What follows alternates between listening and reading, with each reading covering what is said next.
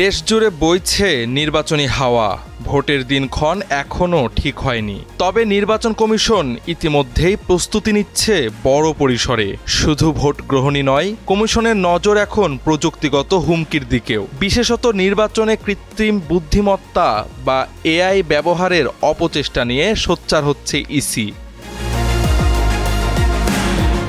সম্প্রতি Google VE3 সহ কৃত্রিম বুদ্ধিমত্তার আরও কিছু সাইট ব্যবহার করে নির্বাচনী প্রচারণার নানামুখী ব্যবহার চোখে পড়ছে। বিশেষত পক্ষে বিপক্ষের ন্যারেটিভ নির্মাণে তৈরি করা হচ্ছে এসব ভিডিও। কিছু কিছু ভিডিও এতটাই নিখুঁত হয়ে উঠছে যে স্বাভাবিক দৃষ্টিতে এটা আসল না এআইয়ের তৈরি তা পার্থক্য করা কঠিন হয়ে যাচ্ছে। ফলে ইসি মনে করছে আগামী নির্বাচনে অসৎ উদ্দেশ্যে এআই ব্যবহার হতে পারে, তাই সচেতনতার বিকল্প নেই।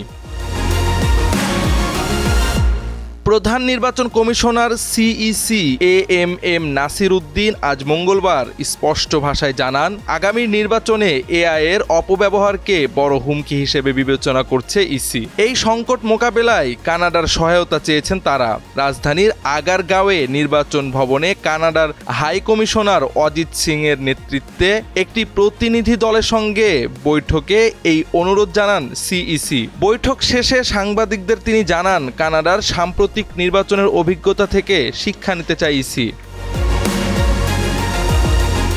কমিশন শুধু প্রযুক্তির বিষয়ে নয়, মাঠ পর্যায়ের প্রস্তুতিও জোরদার করছে। ভোটার সচেতনতা, ভোটার এডুকেশন কর্মসূচি, পোলিং ও প্রিসাইডিং অফিসারদের প্রশিক্ষণ সবখানেই উন্নত পরিকল্পনা নেওয়া হচ্ছে।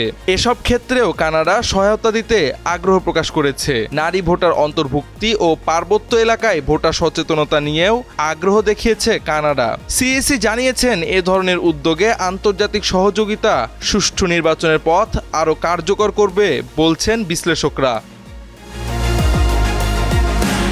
এছাড়াও বিদেশি পর্যবেক্ষকের বিষয়ে কঠোর সিদ্ধান্ত নিতে যাচ্ছে নির্বাচন কমিশন। CEC জানান, যেসব বিদেশি পর্যবেক্ষক গত 3টি নির্বাচনকে বিশ্বাসযোগ্য বলে সার্টিফিকেট দিয়েছেন তাদের আর পর্যবেক্ষণের অনুমোদন দেওয়া হবে না, বরং যারা অভিজ্ঞ, নিরপেক্ষ ও বিভিন্ন দেশে নির্বাচন পর্যবেক্ষণ করছে এমন সংস্থাগুলোকেই আমন্ত্রণ জানানো হবে।